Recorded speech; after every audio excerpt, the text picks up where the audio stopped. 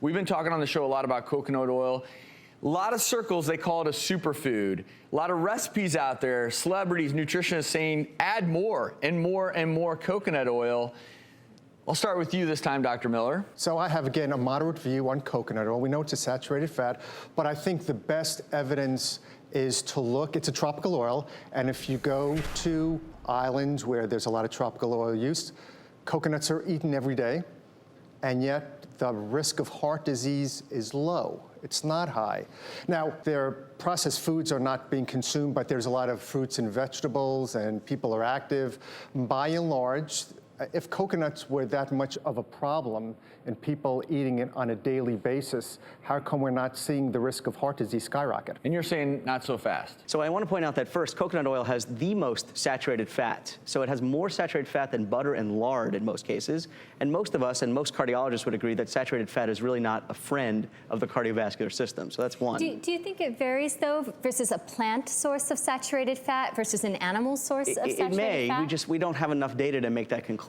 And so, in fact, and these are much more current when we talk about guidelines, the American College of Cardiology, American Heart Association guidelines specifically say to not use tropical oils. And to his point, if you go to an island nation where there's no fast food and people aren't eating meat regularly and cheese regularly, there's no cheese at all in many of these places, then there's probably going to be lower disease, period. And so the coconut, it's a little bit hard to do a perfect study that way. There's a little bit of a confounder That's there. exactly so. The show just sent me to Tahiti to look at the health situation in Tahiti, and they cook everything in their coconut oil. They use it, it's ubiquitous. Very healthy people. But I also think, Drew, it highlights something that is very important. Very quickly, a food can go, either we think it's terrible for us and we don't touch it, to superfood status. And coconut oil, I use it now. But what I do not like is when people say, okay, olive oil, which a lot of really good studies on olive oil, and they'll say, I never touch olive oil anymore. All I use is coconut oil. You got to be very careful there. That's the health halo effect, right? Like once something has some good data for it, you just think it's great for everything. And if 1 tablespoon of coconut oil is better, right? The other point about some types of coconut oil, the refined coconut oil has a high smoke point. And it turns out a lot of oils that may not be as good for you if you get up to the smoke point. That is much lower than the refined coconut oil. And if it gets to that smoke point, then you're at risk of toxins being produced. Well, and olive oil is a good example of an oil like that. It doesn't have. But I do want to point out one other thing that most of us have forgotten. But back when animal experiments were much more common, we would feed hamsters and rats coconut oil to induce atherosclerosis, heart disease, for studies.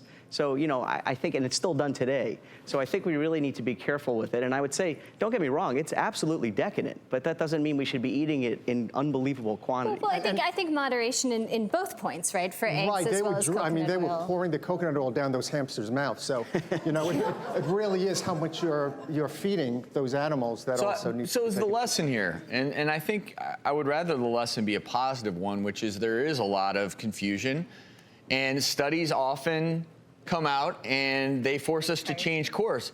And that's why if you practice balance and moderation, at least you'll never look back and say, oh gosh, I wish I hadn't eaten 10 pounds of coconut oil every week. You just have to be very careful. And I do want to mention Dr. Miller has a book called Heal Your Heart that is available everywhere books are sold.